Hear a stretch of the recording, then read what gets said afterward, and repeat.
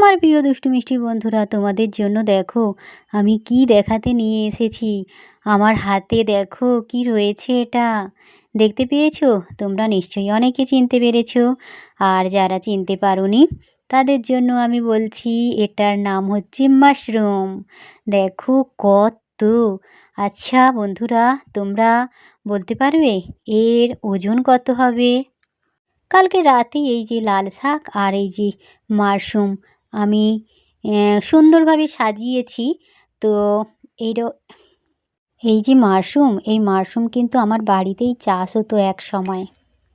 আর এই যে নোটে শাক, আমিও নোটে বীজ মাটিতে ছড়িয়ে চাষ করেছিলাম, নোটে শাক হয়েছিল। মাশরুম চাষের পদ্ধতিটাও আমিও জানি, আর এই যে নোটে শাকের পদ্ধতিটাও আমি জানি।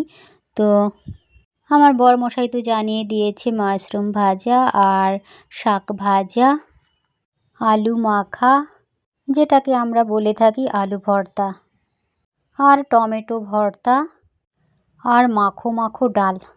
এই মাশরুমের ওজন কত কমেন্ট বক্সে জানিও।